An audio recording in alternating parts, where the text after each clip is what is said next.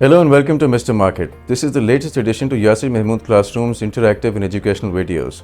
Remember, what happens in one part of the world in financial markets is equally important all over the world, especially in emerging and frontier markets. And what has been happening in the US economy is of pivotal importance, profound importance for the rest of us. A lot of fuss has been made out of what is called the Trump trade. As Donald Trump prepares to return to the White House, there is talk of increased tariffs against China, Mexico, and Canada, for example. There's a likelihood of tax cuts in America.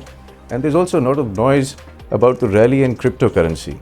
And going by how popular cryptocurrency has been in Pakistan for a lot of years, making a lot of people very rich, and then a lot of them very poor, and then rich again and poor again, it would be very important to study the implications of what will happen to the crypto market in the near future, especially as Donald Trump returns to the White House in January. This raises a number of very important questions.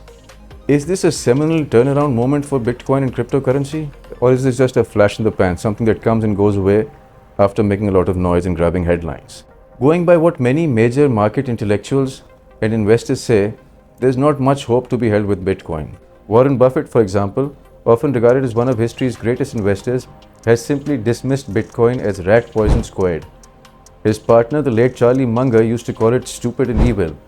Nobel laureate Paul Krugman, who is also a noted columnist, often calls it a giant Ponzi scheme that lacks intrinsic value and real utility. Even within the financial industry, skepticism persists. Jamie Dimon of JP Morgan, for example, who was initially tipped as Trump's Treasury Secretary but later the idea was dropped, openly calls it worthless. Nicholas Nassim Taleb, author of the famous book The Black Swan, who first advocated Bitcoin, now describes it as an open Ponzi scheme, questioning its failure to act as a hedge against inflation or a reliable store of value.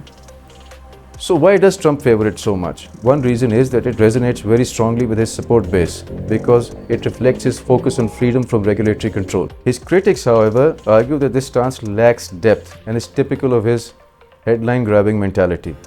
But given how famous Bitcoin has been in Pakistan and how much interest it has garnered over the years and how much money it has brought to people and taken away from people, we would value your comments and your analysis about the future of this particular sector.